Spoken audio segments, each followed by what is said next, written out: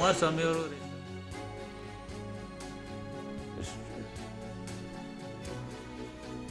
Sri Lanka bomb ಸ್ಫೋಟಕ್ಕೆ ಬೆಂಗಳೂರಿನ ಹನುಮಂತರಾಯಪ್ಪ ಅವರು ಕೂಡ ಬಲಿಯಾಗಿದ್ದಾರೆ. ಜೊತೆಗೆ ಹನುಮಂತರಾಯಪ್ಪ ಮನೆಗೆ ಕೇಂದ್ರ ಸಚಿವ ಸದಾನಂದ ಗೌಡ ಅವರು ಭೇಟಿ ಕೊಟ್ಟಿದ್ದಾರೆ. ಇದೀಗ ಬರ್ತಿರುವಂಥ ಅಪ್ಡೇಟ್ ಇದು. ಹನುಮಂತರಾಯಪ್ಪ ಅವರ ಮನೆಗೆ ಕೇಂದ್ರ ಸಚಿವರಾದಂಥ ಡಿ.ವಿ. ಸದಾನಂದ ಗೌಡ ಅವರು ಕೂಡ ಭೇಟಿ ಕೊಟ್ಟಿರುವಂಥ ದೃಶ್ಯಗಳನ್ನು ನೀವು ನೋಡ್ತಾ ಇದ್ದೀರಿ.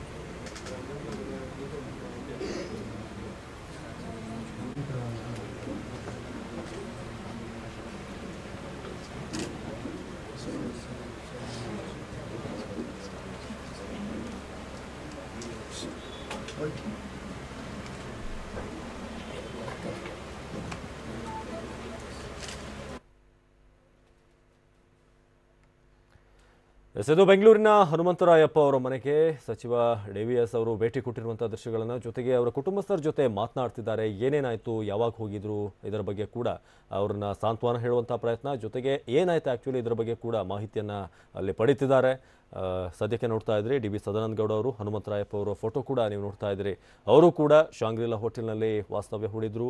ಅಲ್ಲೇ ಅಟ್ಯಾಕ್ ಆಗುತ್ತೆ. ಆ ಸಂದರ್ಭದಲ್ಲಿ ಹನುಮಂತರಾಯಪ್ಪ ಅವರು ಕೂಡ ಅಲ್ಲಿ ಪ್ರಾಣ ಕಳ್ಕೊಂಡ್ರು.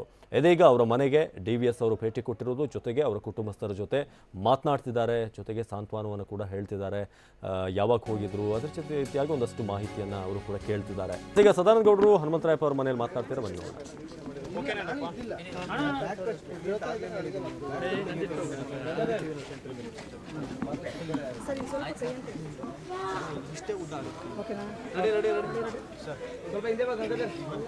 ನಿನ್ನೆ ನಡೆದಿರೋ ಶ್ರೀಲಂಕಾದಲ್ಲಿ ನಡೆದಿರೋ ಒಂದು ಬಾಂಬ್ ಬ್ಲಾಸ್ಟಿಂದ ನಮ್ಮ ದೇಶಕ್ಕೂ ಸಾಕಷ್ಟು ಎಫೆಕ್ಟ್ ಆಗಿದೆ. ಅಲ್ಲಿ ಸುಮಾರು 200 ಜನರು ಹೆಚ್ಚು ಜನ ಪ್ರಾಣ ಕಳ್ಕೊಂಡಿದ್ದಾರೆ.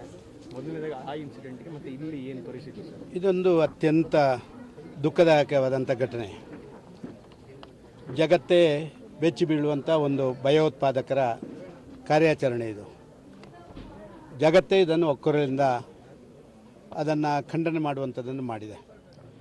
ವಿಶೇಷವಾಗಿ ಕರ್ನಾಟಕದ ಸುಮಾರು 10 ಜನರು ಈ ಒಂದು ಇದರಲ್ಲಿ ಸಿಕ್ಕಾಕ್ಕೊಂಡಿದ್ದಾರೆ.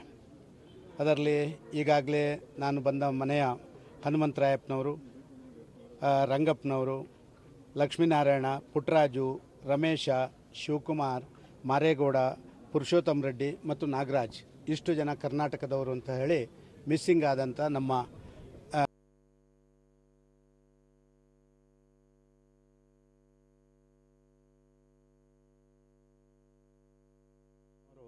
ಅವರ ಡೆತ್ತನ್ನು ಈಗಾಗಲೇ ನಮ್ಮ ಅಲ್ಲಿಯ ಸರ್ಕಾರ ಕನ್ಫರ್ಮ್ ಮಾಡಿದೆ. ನಮ್ಮ ವಿದೇಶಾಂಗ ಸಚಿವಾಲಯ ಕೂಡ ಅದನ್ನು ಕನ್ಫರ್ಮ್ ಮಾಡಿ ಸುಷ್ಮಾ ಸ್ವರಾಜರು ಅದನ್ನು ಟ್ವೀಟ್ ಮಾಡುವಂಥದ್ದು, ಮತ್ತು ನಾನು ಕೂಡ ಅಲ್ಲಿಯ ಟಚ್ಚಲ್ಲಿ ಇಟ್ಕೊಂಡು ಕೆಲಸ ಮಾಡಿದ್ದೀವಿ. ಇನ್ನೊಬ್ಬರು ಪುರುಷೋತ್ತಮ ರೆಡ್ಡಿ ಅಂತ ಹೇಳುವವರು ಗಂಭೀರ ಗಾಯದೊಂದಿಗೆ ICU-ಯಲ್ಲಿದ್ದಾರೆ. ಈಸ್ ಔಟ್ ಆಫ್ ಡೇಂಜರ್ ಅಂತ ಹೇಳುವಂಥ ಮಾಹಿತಿಗಳನ್ನು ಕೂಡ ನಾನು ಪಡ್ಕೊಂಡಿದ್ದೇನೆ. ಉಳಿದಂಥ ನಾಗರಾಜರಿಂದ ಹಿಡಿದು ಶಿವಕುಮಾರು, ಮಾರೇಗೌಡ, ರಮೇಶ್, ಪುಟ್ಟರಾಜು ಮತ್ತು ಲಕ್ಷ್ಮೀನಾರಾಯಣ್ ಇವರು ಇನ್ನೂ ಟ್ರೇಸ್ ಆಗಿಲ್ಲ. 9 ಆಸ್ಪತ್ರೆಗಳಲ್ಲಿ ಅಲ್ಲಿ ಗಾಯಗೊಂಡಂಥವರು ಮತ್ತು ಯಾರು ಮೃತಪಟ್ಟವರ ಶರೀರಗಳು ಮತ್ತು ಅವರು ಇರುವಂಥದ್ದಿದೆ. ಎಲ್ಲ ಆಸ್ಪತ್ರೆಯಲ್ಲಿ ಈಗಾಗಲೇ ಸರ್ಚ್ ಮಾಡ್ತಾ ಇದ್ದಾರೆ. ನಮ್ಮ ದೇಶದ ವಿದೇಶಾಂಗ ಅಲ್ಲಿಯ ಇಂಡಿಯನ್ ಎಂಬೆಸಿಯ ನೇಹ ಸೆಕೆಂಡ್ ಸೆಕ್ರೆಟರಿ ಮತ್ತು ನಿತಿನ್ ಎಲ್ಲ ಅಂತ ಹೇಳುವಂಥವರು ಇದರೆಲ್ಲರ ಸೂಪರ್ವಿಷನ್ ಮಾಡ್ತಾ ಇದ್ದಾರೆ. ಅವರು ಎಲ್ರಿಗೂ ಲಭ್ಯ ಇರ್ತಾರೆ. ಅವರ ನಂಬರ್ಗಳನ್ನು ನಾನು ಇವರೆಲ್ಲರ ಮನೆಗೆ ಕೊಡುವಂಥ ಕೆಲಸ ಕಾರ್ಯಗಳನ್ನು ಈಗಾಗಲೇ ಮಾಡಿದ್ದೇನೆ. ಅವರ ಜೊತೆ ನೇರ ಮಾತುಕತೆಗಳನ್ನು ಮಾಡಿದ್ದೇವೆ. ನಿನ್ನೆ ಸಾಯಂಕಾಲವೇ ನಮ್ಮ ಯಲಹಂಕದ ಶಾಸಕರಾದಂಥ ಸನ್ಮಾನ್ಯ ವಿಶ್ವನಾಥ್ರವರು ನಿನ್ನೆಯೇ ಅವರು ಶ್ರೀಲಂಕಾಕ್ಕೆ ಹೋಗಿದ್ದಾರೆ. ಪುರುಷೋತ್ತಮ ರೆಡ್ಡಿಯವರು ಅವರ ನಿಕಟ ಸಂಪರ್ಕ ಇದ್ದ ಕಾರಣ ಅದನ್ನು ಮಾಡೋಣ. ಈಗಾಗಲೇ ಇಲ್ಲಿಂದ ಇದಕ್ಕೆ ಸಂಬಂಧಪಟ್ಟವರು ಹೋಗುವವರಿಗೆ ಎಲ್ಲರೂ ಕೂಡ ಅರೈವಲ್ ವೀಸಾವನ್ನು ತಕ್ಷಣ ಅಲ್ಲಿ ಕೊಡಿಸುವಂಥ ಕೆಲಸ ಕಾರ್ಯಗಳನ್ನು ಮಾಡಲಿಕ್ಕೆ ಈಗಾಗಲೇ ನಾನು ಶ್ರೀಲಂಕಾದ ವಿದೇಶ ಸಚಿವಾಲಯದೊಟ್ಟಿಗೆ ಮಾತಾಡಿಕೊಂಡು ಮಾಡಿದ್ದೇನೆ. 1 ಗಂಟೆಯ ಒಳಗೆ ಇವತ್ತು ಉಳಿದ ಜನರ ಟ್ರೇಸ್ ಮಾಡುವಂಥದ್ದು ಅಥವಾ ಯಾವುದಾದ್ರು ಡೆತ್ ಆಗಿದ್ದರೆ ಡೆಡ್ ಬಾಡಿಗಳನ್ನು ಐಡೆಂಟಿಫೈ ಮಾಡುವಂಥ ಕೆಲಸ ಕಾರ್ಯಗಳನ್ನು ಮುಗಿಸ್ತೇವೆ ಅಂತ ಹೇಳುವಂಥ ವಿಚಾರವನ್ನು ನಮ್ಮ ಇಂಡಿಯನ್ ಎಂಬಸಿಯ 2 ಅಧಿಕಾರಿಗಳು ಈಗಾಗಲೇ ನನಗೆ ತಿಳಿಸಿದ್ದಾರೆ. ಪ್ರತಿ 1 ಗಂಟೆಗೆ ಒಮ್ಮೆ ನಾನು ಅವರ ಜೊತೆ ಇವತ್ತು ಬೆಳಿಗ್ಗೆಯಿಂದ ನಿಕಟ ಸಂಪರ್ಕದಲ್ಲಿದ್ದೇನೆ. ನಿನ್ನೆ ರಾತ್ರಿ ತುಂಬ ತಡವಾದ ಕಾರಣ ಹಲವಾರು ವಿಚಾರಗಳನ್ನು ತಿಳ್ಕೊಳ್ಳೋಕ್ಕಾಗಲಿಲ್ಲ. ಇವತ್ತು ಮೃತರ ವಿಚಾರಗಳು ಅದು ರಂಗಪ್ಪ ಮತ್ತು ಹನುಮಂತರಾಯಪ್ಪರ ವಿಚಾರವಾಗಿ ಈಗಾಗಲೇ ಎಲ್ಲವೂ ಕೂಡ ಕನ್ಫರ್ಮ್ ಆಗಿದೆ. ಉಳಿದ ವಿಚಾರಗಳನ್ನು ನಾವು 1 ಗಂಟೆ 1.5 ಗಂಟೆ ಒಳಗೆ ತಿಳ್ಕೊಳ್ಳುವಂಥ ಪ್ರಯತ್ನ ಮಾಡ್ತೇವೆ. ಮತ್ತು ಇಲ್ಲಿಂದ ಎಲ್ಲ ಸಹಕಾರಗಳನ್ನು ಅಲ್ಲಿಗೆ ಅವರ ಸಂಬಂಧಿಗಳು ಹೋಗೋದಿದ್ದರೆ ಅವರಿಗೆ ಅರೈವಲ್ ವೀಸಾ ಕೊಡಿಸುವಂಥದ್ದು ಇರ್ಬೋದು.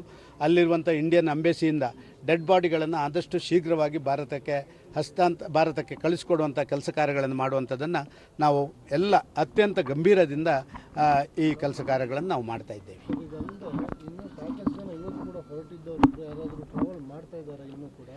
ಎಲ್ಲಿಗೆ ನೋಡಿ, ಈಗಾಗಲೇ ಇವತ್ತು ಸಾಯಂಕಾಲ ನಮ್ಮ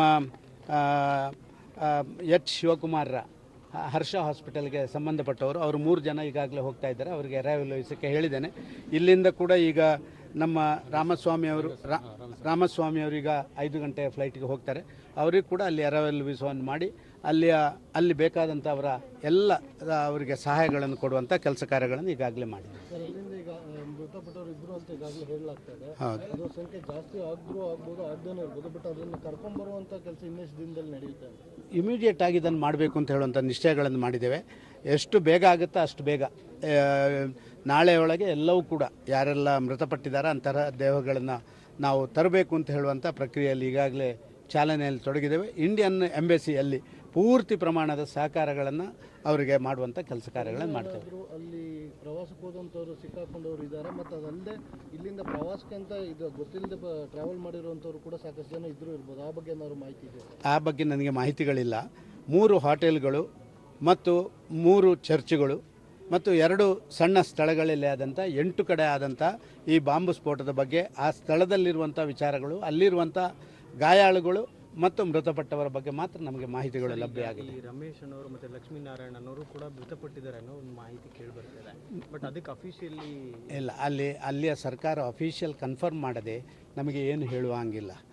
ನಮಗೂ ಒಂದು ಸಂದೇಹಗಳಿದ್ದಾವೆ. ಯಾಕಂತ ಹೇಳಿದರೆ ಎಲ್ಲ ಆಸ್ಪತ್ರೆಗಳಲ್ಲಿ ಈಗಾಗಲೇ ಇಂಡಿಯನ್ ಎಂಬಸಿಯವರು ಅವರನ್ನು ಹುಡುಕುವಂಥ ಕೆಲಸ ಕಾರ್ಯಗಳನ್ನು ಮಾಡಿದ್ದಾರೆ. ಯಾರು ಆಸ್ಪತ್ರೆಯಲ್ಲಿ ಟ್ರೀಟ್ಮೆಂಟ್ ತಗೊಳ್ಳುವಂಥದ್ದು ಅಂಥವರಲ್ಲಿ ಇವರಿಲ್ಲ ಅಂತ ಹೇಳುವಂಥದ್ದು ಒಂದು ರೀತಿಯಲ್ಲಿ ಕನ್ಫರ್ಮ್ ಆಗಿದೆ. ಡೆಡ್ ಬಾಡಿಗಳ ಐಡೆಂಟಿಫಿಕೇಷನ್ಗೆ ಪ್ರತ್ಯೇಕವಾದಂಥ ಸಿಸ್ಟಮ್ ಇದೆ.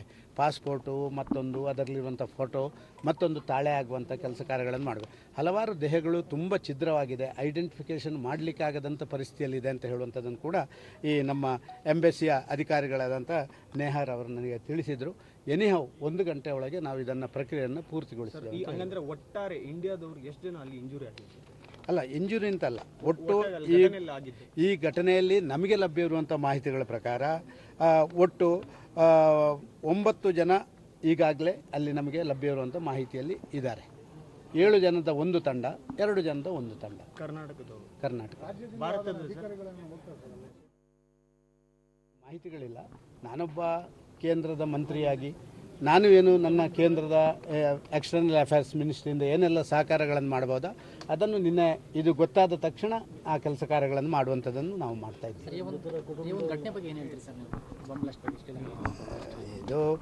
ಇದು ಅತ್ಯಂತ ಖಂಡನೀಯವಾದಂಥ ಘಟನೆ. ಇದು ಜಗತ್ತಿನಲ್ಲೇ ಭಯೋತ್ಪಾದನೆಯನ್ನು ನಿಗ್ರಹ ಮಾಡಬೇಕು ಅಂತ ಹೇಳುವಂಥ ಪ್ರಯತ್ನಗಳು ಎಷ್ಟೆಷ್ಟು ಜಾಸ್ತಿ ಮಾಡ್ತಾ ಇದ್ದೇವೋ ಅಷ್ಟಷ್ಟು ಉಗ್ರರ ಅಟ್ಟಹಾಸಗಳು ಜಾಸ್ತಿ ಆಗ್ತಾ ಇದ್ದಾವೆ.